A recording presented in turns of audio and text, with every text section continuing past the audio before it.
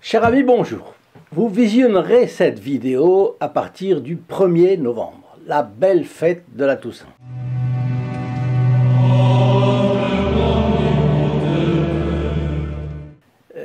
Grande fête puisqu'il s'agit de tous les saints canonisés d'abord, mais aussi de tous les saints qui n'ont pas encore été portés sur les autels. Et Dieu sait qu'il y en a. Bien sûr, de nombreux procès en canonisation sont lancés et parfois pas entièrement conclus pour diverses raisons, et parfois par en raison des raisons d'opportunité. La canonisation est la reconnaissance par les plus hautes instances de l'Église que tel personnage a pratiqué ici-bas les vertus chrétiennes à un degré héroïque. Alors vous les connaissez, les vertus théologales, foi, espérance et charité, et puis les vertus cardinales, vous les connaissez aussi, force, tempérance, justice et prudence. Et cela est conduit selon un processus long et minutieux, afin de garantir autant qu'il soit humainement possible de le faire. L'infaillibilité de l'Église recouvre-t-elle les canonisations? On l'a prétendu habituellement, mais des avis divergent sur ce point. Et je n'ai aucune compétence dans ce domaine, donc je m'abstiens d'opiner dans un sens ou dans l'autre. Mais enfin, le lendemain de la Toussaint, ce sera évidemment le 2 novembre, et nous penserons à nos morts. Nos morts qui sont déjà au ciel, et il y en a certainement, nos morts au purgatoire, et vous savez que c'est un devoir de prier pour eux, parce que nos prières, et surtout les messes que nous pouvons faire célébrer par les prêtres, leur seront d'un secours immense. Pour comprendre cela, il suffit de se mettre à leur place, un instant, et de s'imaginer au purgatoire.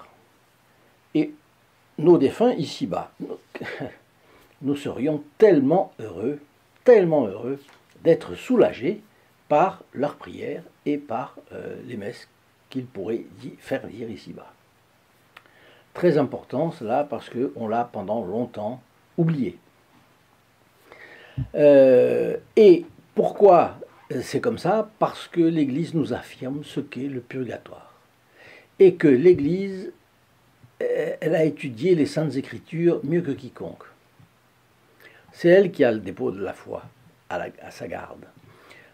C'est elle qui a été instituée par notre Seigneur Jésus-Christ, maîtresse de la foi et maîtresse de la morale. Et oui, donc c'est elle qui a la bonne interprétation des textes sacrés et puis elle a aussi la grâce du discernement de ces choses. Et ça commence les pères de l'Église, et puis après dont Saint Augustin, après vous avez Saint Thomas d'Aquin, enfin, et puis tous les progrès qu'il y a eu. Ça a été extraordinaire. Bien. Alors c'est donc en pensant plus spécifiquement aux âmes de nos défunts que j'ai sélectionné le texte que je vais vous donner aujourd'hui, l'essai du Padre Pio sur la mort. En tout cas, à l'âge de 15 ans, le Padre Pio a décrit le problème de la mort dans la réalité d'une famille, et c'est ce que je vais vous transmettre. Le Padre Pio a 15 ans. À cet âge, avant d'entrer dans l'ordre des Capucins, on le voit déjà penser que la mort est une libération des maux de ce monde. Il n'était pas attaché à ce monde comme nous sommes attachés. Mais il observe les conséquences douloureuses que la mort implique pour ceux qui restent. Je pense qu'il avait dû voir dans sa famille des personnes qui étaient décédées, etc. Bon, son père est allé aux États-Unis pendant un certain temps pour lui payer les études, mais c'était après cela. Mais enfin, il a dû savoir, il a dû comprendre. Je fais une parenthèse, pour ceux qui n'ont pas encore leur photographie du Padre Pio, eh bien, je leur rappelle qu'elle permet de répandre la présence consolante du Padre Pio dans les foyers. Et donc, elle réconforte, elle aide. Le Padre Pio avait des dons, et un des dons innombrables, 23, 24, 25, bon. Et un de ces dons, c'est que ces photographies apaisaient.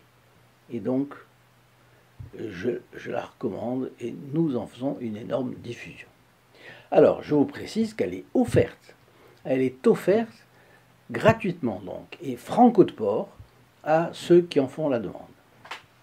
Il suffit de la commander sur le lien ou la ligne téléphonique que je vous indique en description, ici en bas. La communication elle-même est gratuite depuis la France métropolitaine. C'est un appel local pour les dom-toms, et puis il y a un numéro spécial au Canada pour les Canadiens. Voilà. Alors voici la transcription d'un essai que notre bon Padre Pio écrit tandis qu'il fait encore ses études dans le but d'entrer au couvent. Il a donc déjà discerné sa vocation. Il s'y prépare sérieusement. Et vous allez voir, nous allons entrer dans ses pensées. Alors, j'ouvre les guillemets. Dimanche dernier, c'est un essai, c'est une rédaction. Dimanche dernier, Silvio est allé au cimetière avec son grand-père. Ce dimanche était un jour froid, sombre et triste. Des nuages gris couvrent le ciel et la glace pave le sol. Le vent froid du nord souffle, laissant les rues presque désertes. De temps en temps, de rares ouvriers apparaissent dans une petite rue, ici ou là, obligés de se rendre à leur travail à cette heure matinale, grelottant de froid et sautant d'un pied sur l'autre pour réchauffer leurs membres, ils descendent, le visage livide de froid et claquant des dents, tandis que d'autres, de meilleures conditions, restent à l'abri de leur maison comme des escargots dans leurs coquilles. Parmi les personnes qui ont quelque chose à faire dehors et bravent le vent coupant, voilà Silvio, un enfant de 9 ans, accompagné de son grand-père. Après avoir marché sur la glace pendant un quart d'heure, ils parviennent au cimetière, qui se situe à une courte distance de la ville. Silvio est orphelin de père et de mère. Voilà, on a l'explication. Ses pas se dirigent vers le cimetière où il va réciter le De Profundis. C'est le psaume 130, vous le savez. Pour l'âme de son père, qu'il aimait tant, envolé vers Dieu quelques jours auparavant, tandis qu'il prie la bonne et chère Vierge Marie de lui permettre de partir à la suite des siens qui sont morts. Donc déjà, il prête à cet enfant ses sentiments. Si je perds ma mère, si je perds mon père, alors je m'en vais avec eux. Je ne suis pas attaché à ce monde. Voilà.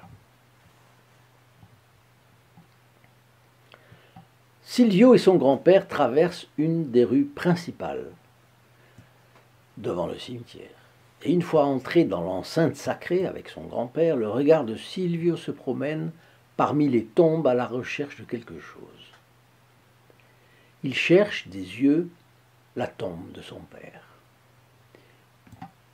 Il note un amoncellement de terre meuble.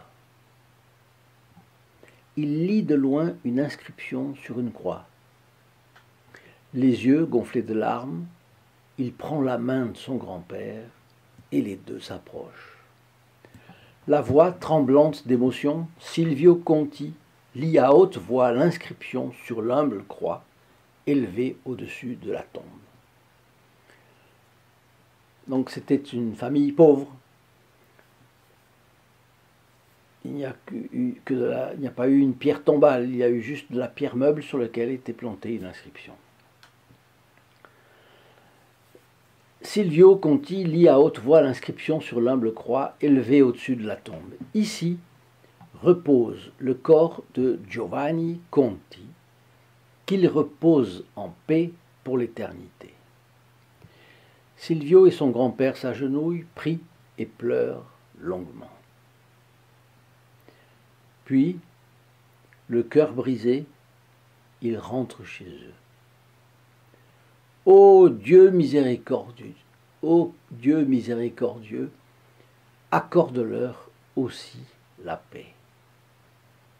Nous savons que le Padre Pio a toute sa vie souffert et prié pour les âmes des vivants et des morts, car il avait une très grande pitié pour les malheureux.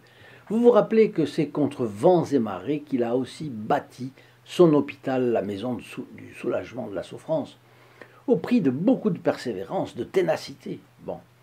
Maison du soulagement de la souffrance où tous les malades étaient accueillis, riches comme pauvres, avec cette différence que les pauvres ne payaient pas. Il fallait que chaque malade se sente traité avec le même dévouement, la même affection, la même charité que si c'était sa propre mère qui le soignait. Vous comprenez bien que cela ne peut se concevoir que dans une ambiance catholique, inspirée par le sacrifice dont nous a montré l'exemple notre Seigneur Jésus-Christ. Et c'est ce sacrifice de notre Seigneur Jésus-Christ qui a imbibé, bien qu'on ne le dise pas, bien qu'on le cache, qui a imbibé toute la civilisation chrétienne en réalité, et toute l'histoire de l'humanité chrétienne.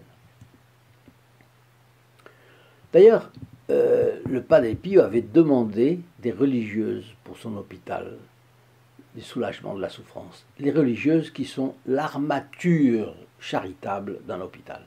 J'ai beaucoup de respect pour les infirmières, elles ont hérité d'une charge qui pesait autrefois sur les religieuses. Et dans la mesure où les infirmières correspondent, même si elles ne le font pas explicitement, mais si elles correspondent à l'idéal religieux de soignant, eh bien, elles touchent les âmes des malades. Et elles s'épanouissent. Je l'ai remarqué lorsque j'ai eu des amis qui ont été malades et je me suis occupé d'eux, et ça, je l'ai vu.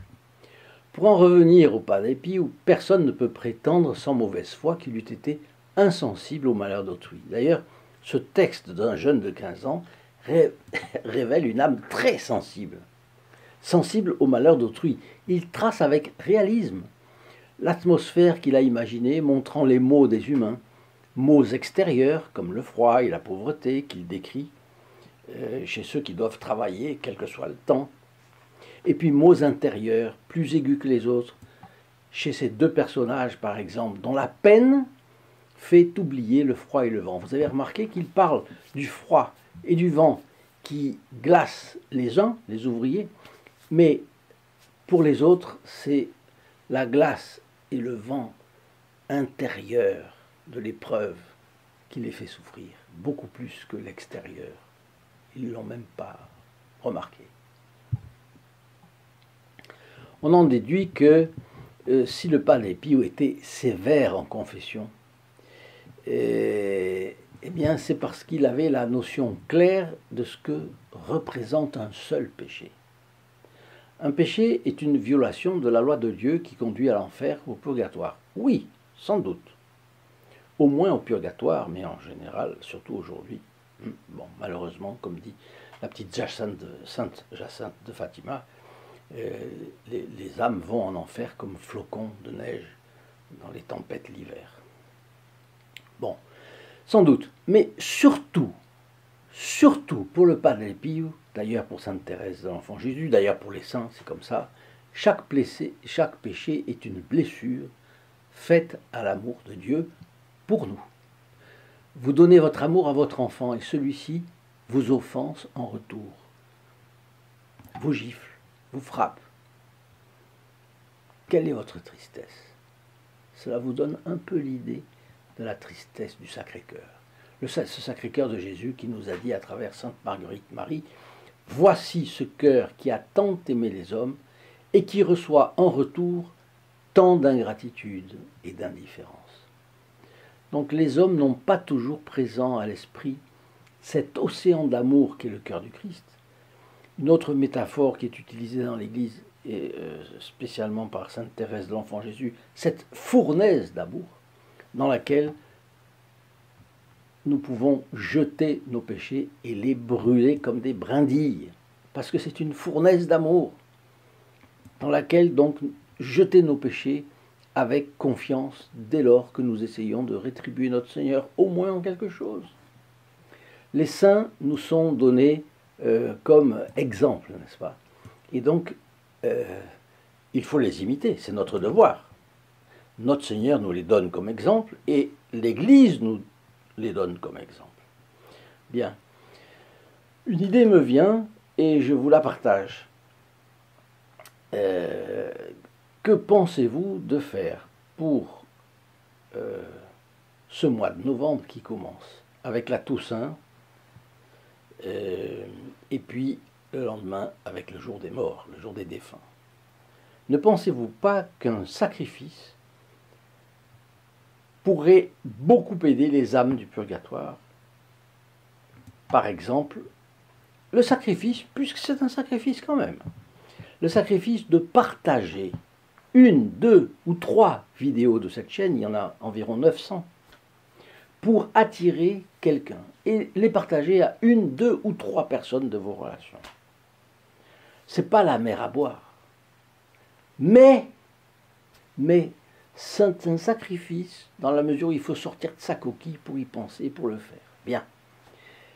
Mais en faisant cela, je vous garantis d'une chose. Ça attirera quelqu'un vers le Padre Pio. Cela attirera donc quelqu'un vers la vertu. Ce sera de l'apostolat. Être apôtre au moins un petit peu. Vous avez une occasion en or de faire ce qu'on appelle de l'apostolat.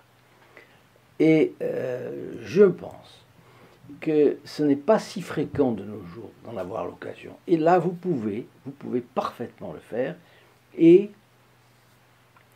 gagner des mérites. Et des mérites que vous pouvez offrir pour les âmes du purgatoire. Voilà.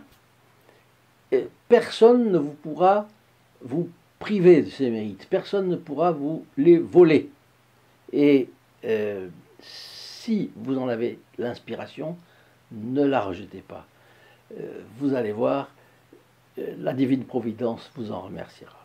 Eh bien, après ce Fioretti d'aujourd'hui, on peut se demander si, à ce jeune âge de 15 ans, le Padre Pio avait la notion d'un avenir pas si lointain où les âmes des défunts seraient ses visiteurs perpétuels, c'est-à-dire qu'ils accourraient à San Giovanni Rotondo pour lui demander ses messes, ses prières, ses efforts, ses sacrifices. Eh bien, c'est ce que nous verrons dans notre prochaine vidéo. Chers amis fidèles du Padre Pio, je vous dis à très bientôt. Au revoir. In nome del Padre, del Figliolo e dello Spirito Santo, e così sia. Sia lodato Gesù e Maria, e